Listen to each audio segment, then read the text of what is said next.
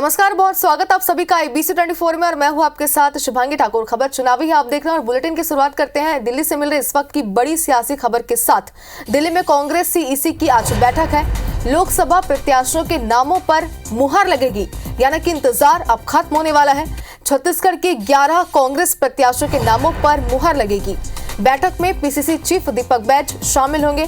बैठक में नेता प्रतिपक्ष चरणदास महंत भी शामिल होंगे। तो प्रत्याशियों के नामों को लेकर जो अटकलें लगाई जा रही थी होने वाला है, क्योंकि इस बैठक के बाद प्रत्याशियों के नामों की घोषणा हो जाएगी, यानी कि लिस्ट सामने आ जाएगी और किन्हें जगह मिली है, किनका टिकट कटा है, ये तमाम बातें, जो तमाम बयानबाजियां हो रही है, इन पर अब मुहर लग जाएगी।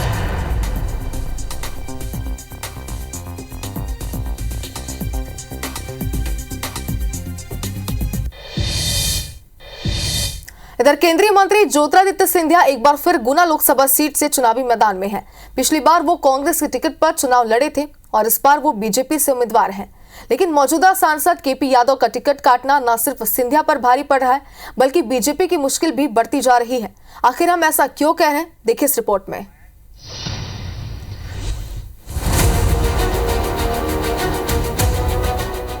रही बात ज्योतिरादित्य सिंधिया जी की, छोड़ो कल की बातें, कल की बात पुरानी, नए दौर में लिख देंगे मिलकर नई कहानी। वो बीजेपी के नेता है, उन पे बात भी करना और उन पे कोई ऐसी भाषा भी बोलना, भगवान उनका भला करे। पर इस बार भी KP यादव जैसे ही कोई अच्छा योद्धा आएगा और बाकी समझ जाओ आप। PCC अध्यक्ष जीतू पटवारी के इस बयान के मायने आप समझ रहे होंगे। पटवारी ने ये बयान उस वक्त दिया जब उनसे पूछा गया कि सिंधिया के सामने कांग्रेस किसको टिकट देने वाली है। जाहिर है पटवारी के इशारे ने ग्वालियर चंबल अंचल में सियासी बवाल मचा दिया है। खबर मिल रही कि KP यादव के टिकट कटने से यादव वोटर्स में बीजेपी को लेकर नाराजगी है। कांग्रेस का प्रयास होगा कि यादव वोटर्स की नाराजगी को इस बार के चुनाव में कैश किया जाए। दरअसल गुना संसदीय क्षेत्र में यादव वोटर्स की संख्या लगभग 2.5 लाख है। अनुसूचित जाति 2 लाख, रघुवंशी 1 लाख और लोधी मतदाताओं की संख्या 1.5 लाख के आसपास है। इन तमाम समीकरणों को साधते हुए कांग्रेस ने KP यादव पर डोरे डालने शुरू कर दिए हैं। गुना में तो हमने देखा कि कैसे एक यादव समाज के व्यक्ति का अपमान हुआ, सामंतशाही फिर हावी हुई। तो भारतीय जनता पार्टी ने जो यादव समाज के व्यक्ति का अपमान किया है, तो इस पर तो उसको पुनर्विचार करना ही चाहिए। 2019 के लोकसभा चुनाव में ज्योतिरादित्य सिंधिया की करारी हार हुई थी। बीजेपी के टिकट पर KP यादव ने सिंधिया को 1.25 लाख वोटों से चुनाव हराया था। कांग्रेस भी बीजेपी के उसी प्रयोग को आजमाने की तैयारी में है। कांग्रेस के दिग्गज KP यादव के संपर्क में बताए जाते हैं। अगर सब कुछ ठीक रहा तो कांग्रेस के टिकट पर KP यादव फिर सिंधिया के सामने होंगे। हालांकि बीजेपी कांग्रेस के इन दावों से इत्तेफाक नहीं रखती, क्योंकि सिंधिया जी के कारण उनकी सरकार चलेगी तो आज भी उनको वो दर्द कहीं सालता है। लेकिन उनको ये नहीं मालूम है कि 29 सीटें भारतीय जनता पार्टी जीत रही है और अगर एक ही सीट पर वो ताकत लगा देंगे तो वहाँ हम प्रचंड बहुमत से जीतेंगे और भी ज़्यादा। जाहिर है कांग्रेस अब तक ज्योतिरादित्य सिंधिया की बगावत को भुला नहीं पाई। फिलहाल सिंधिया राज्यसभा से सांसद हैं, लेकिन बीजेपी ने अब की बार उन्हें लोकसभा का टिकट दे दिया है। अब कांग्रेस इसी कोशिश में है कि साल 2020 के धोखेबाजी का बदला 2024 के चुनाव में सिंधिया को उसी चेहरे से मात देकर लिया जाए। नवीन कुमार सिंह, IBC 24, भोपाल। इधर रायगढ़ लोकसभा सीट में बीजेपी प्रत्याशी की घोषणा के बाद कांग्रेस में भी समीकरण बदलने लगे हैं। भाजपा ने जिस तरह से कंवर समाज के कैंडिडेट को चुनावी मैदान में उतारा है, कांग्रेस भी अब प्रतिष्ठित चेहरे को इस सीट से चुनाव लड़ाने की तैयारी में जुट गई है। चर्चा यह है कि कांग्रेस विधायकों या फिर पूर्व विधायकों पर दांव खेलकर हर हाल में इस सीट को जीतने की जुगत लगाई जा रही है। देखिए इस रिपोर्ट में।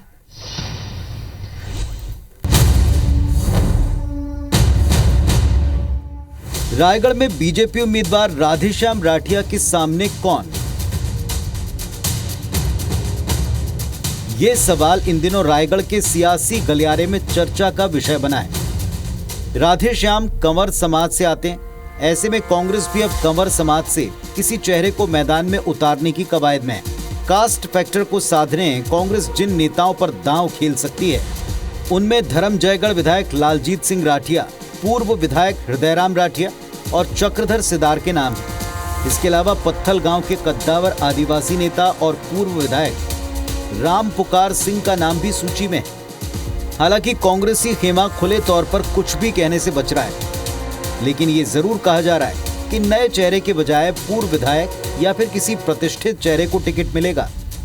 इधर बीजेपी तंज कस रही है कि कांग्रेस के पास लोकसभा चुनाव में जीतने योग्य कोई चेहरा नहीं। कांग्रेस पार्टी निश्चित तौर पर जाति समीकरण को देखकर प्रत्याशी देने का विचार बनाई हुई है, तो निश्चित तौर पर कोई बड़ा चेहरा ही नहीं रायगढ़ लोकसभा में कांग्रेस पार्टी का उम्मीदवार होगा। पहले तो मैं ये बताना चाहूंगा कि कांग्रेस में कोई लड़ने को ही तैयार नहीं हो रहा। जो परिस्थितियां बनी हुई है, कांग्रेस के लोगों ने पहले से ही जो स्थिति है, चुनाव लड़ने में उनकी आपाधापी मची, बहुत सारे लोगों ने मना कर दिया है और ऐसी परिस्थिति में कांग्रेस को अपने विधायकों को ही उतारना उनकी मजबूरी है। जानकार भी मानते हैं कि रायगढ़ में अगर कांग्रेस पूर्व विधायकों या फिर विधायकों को मौका देती है तो कांग्रेस के लिए इस सीट पर जीत की राह बन सकती है। कांग्रेस को भी सोचना चाहिए कि जल्द से जल्द प्रत्याशियों का नाम डिक्लेयर करे, चुनावी तैयारी शुरू की जा सके। इस हिसाब से रायगढ़ में भी होना चाहिए। जहाँ तक प्रत्याशियों की बात है तो नाम तो कांग्रेस के पास कई नाम हैं। आदिवासी वर्ग के लिए आरक्षित रायगढ़ लोकसभा सीट में आदिवासी वोटर्स की संख्या 27% है। इसमें तकरीबन 1.5 लाख वोटर कंवर समाज के हैं। बीजेपी ने कंवर समाज से प्रत्याशी तय कर आदिवासियों के एक बड़े वर्ग को साधने की कोशिश की।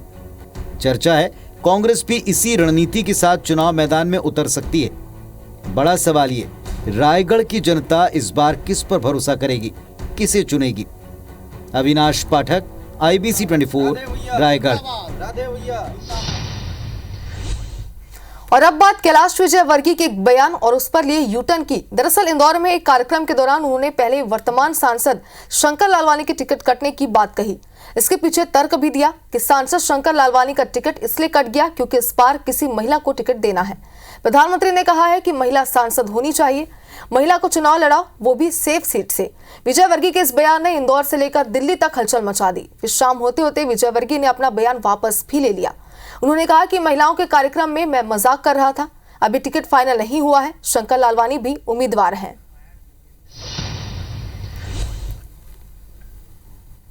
मेरे को तो उड़ते उड़ते खबर ये भी मिली है कि शंकर जी का टिकट इसीलिए कटा कि कोई महिलाओं को देना है, कोई महिला सांसद होना चाहिए। प्रधानमंत्री ने कहा कि महिला को लड़ाओ और सेफ सीट से लड़ाओ। महिलाओं का कार्यक्रम था, मैं मजाक कर रहा था कि कौन को लड़ना चाहता है। मोदी जी ने 35% आरक्षण दिया है, सब महिलाओं ने हाथ खड़े कर दिए, तो वो पूरा एक तरीके से मजाक था। अभी टिकट तय नहीं हुआ, शंकर जी भी अभी उम्मीदवार हैं। इधर लोकसभा चुनाव फतह करने के लिए बीजेपी ने सोशल इंजीनियरिंग की बिसात बिछा दी है। मध्य प्रदेश में टिकट वितरण में नेताओं के परफॉर्मेंस के साथ ही बीजेपी ने कास्ट फैक्टर का भी विशेष ध्यान रखा है। हर जाति और हर वर्ग पर फोकस करते हुए टिकट बांटे गए हैं। भाजपा का यह दावा है कि वो इस बार सभी 29 सीट जीतेगी, जबकि कांग्रेस अभी प्रत्याशियों के नामों पर ही मंथन कर रही है।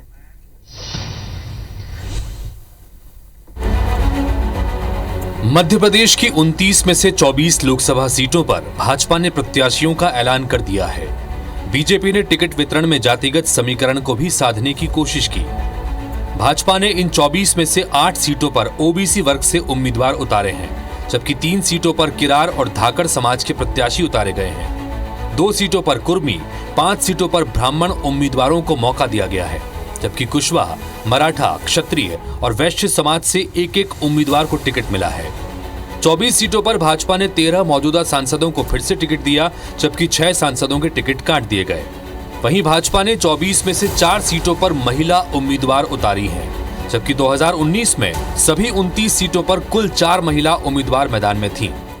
वहीं प्रदेश किसान मोर्चा के अध्यक्ष दर्शन सिंह चौधरी को होशंगाबाद सीट से उतारा गया है।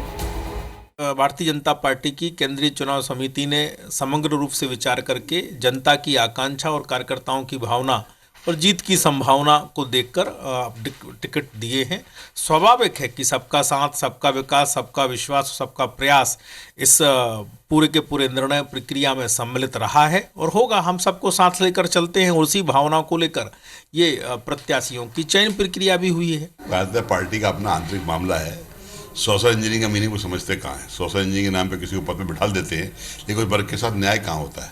मध्य प्रदेश से 3 ओबीसी के मुख्यमंत्री हुए, उमा भारती, बाबूलाल गौर, शिवराज सिंह चौहान। ओबीसी का 27% आरक्षण कमलनाथ जी ने दिया, विधानसभा में पास हुआ, उसको आज तक इन्होंने किसी न किसी एनके पर लटका दिया, आज भी उसका लाभ नहीं मिल रहा है। तो सोशल इंजीनियरिंग नहीं होती है, सोशल इंजीनियरिंग के नाम पर लोगों को गुमराह करने का तरीका होता है, वही सूची में दिख रहा है। बीजेपी के सोशल इंजीनियरिंग पर कांग्रेस तंज कस रही है। मिशन 29 की तैयारियों में जुटी बीजेपी ने प्रत्याशियों की पहली सूची में हर वर्ग को साधने की कोशिश की है। पार्टी दावा कर रही है कि उसे सभी 29 सीटों पर जीत मिलेगी। हालांकि होल्ड की गई 5 सीटों पर अभी भी कई पेंच फंसे हैं। विवेक पटैया, IBC 24, भोपाल। मध्य प्रदेश बीजेपी ने लोकसभा चुनाव में पढ़े लिखे उम्मीदवारों को सबसे ज्यादा मौका दिया है। जिन उम्मीदवारों को पहली लिस्ट में जगह मिली है उनमें LLB और PhD होल्डर भी है। पढ़े लिखे प्रत्याशी वाला दाव लगाकर बीजेपी नेता जीत का दावा कर रहे हैं तो कांग्रेस चुटकी ले रही है। देखिए इस पर एक रिपोर्ट।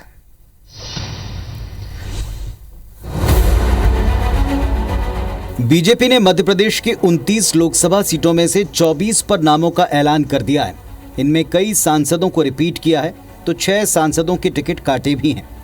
तमाम सियासी समीकरणों को साधते हुए बीजेपी ने अपनी पहली लिस्ट में हर वर्ग का ध्यान रखा। युवा, किसान, महिला, गरीब समेत चारों वर्गों को बराबरी से मौका दिया। लेकिन सूची की एक खास बात यह भी है कि हाईकमान ने अब की बार पढ़े लिखे उम्मीदवारों को मैदान में उतारा है। 8 उम्मीदवारों ने LLB किया है। सागर से उम्मीदवार लता वानखेड़े PhD होल्डर हैं। 2 उम्मीदवारों ने LLB के साथ मास्टर्स किया है। 7 प्रत्याशी मास्टर डिग्री वाले हैं तो वहीं 6 उम्मीदवार ग्रेजुएट हैं। बीजेपी अपने उम्मीदवारों को श्रेष्ठ बता रही है तो कांग्रेस उन पर सवाल उठा रही है। भारतीय जनता पार्टी संतुलन के साथ सबको लेकर के नारा ही है, सबका साथ सबका विकास, सब लोगों का समावेश होकर के तब तो भारत का निर्माण होगा। इसलिए मध्य प्रदेश की 24 घोषित सीटों के साथ ही बची हुई 5 सीटों में भी आप देखेंगे सबको संतुलित करते हुए मध्य प्रदेश के हमारे प्रत्याशी आएंगे। पढ़े लिखे लोगों को रोजगार भी देते थे तो बहुत अच्छी बात होती। पढ़ना लिखना लोग छोड़ रहे हैं इस भाजपा की सरकार के कोई हालत को देखते हुए। भाजपा की सरकार में पढ़े लिखों को रोजगार नहीं मिल रहा। बीजेपी सबसे पहले अपनी प्राथमिकता की बात करे कि रोजगार कितना दिया इन लोगों को, इनको टिकट देने की बात कर रहा है। ये लॉलीपॉप अब चलेगी नहीं, जनता बहुत जागरूक है। बीजेपी की पहली लिस्ट में युवा और अनुभवियों का भी बेहतर तालमेल है। सबसे कम उम्र है शहडोल उम्मीदवार की, जबकि टीकमगढ़ से सबसे सीनियर नेता वीरेंद्र खटिक को टिकट मिला है। बीजेपी ने 50 से 60 साल के 9 उम्मीदवार, 60 से 69 साल के 8 उम्मीदवार और 40 से 49 साल के 5 उम्मीदवारों को टिकट दिया है। कुल मिलाकर लोकसभा चुनाव के लिहाज से बीजेपी ने उम्मीदवार चयन में हर सियासी समीकरण का ध्यान रखा है। अब देखना यह है कि क्लीन स्वीप का लक्ष्य लेकर चल रही पार्टी क्या सभी 29 सीटों पर फतह प्राप्त कर पाती है। विवेक पटैया, IBC 24, भोपाल।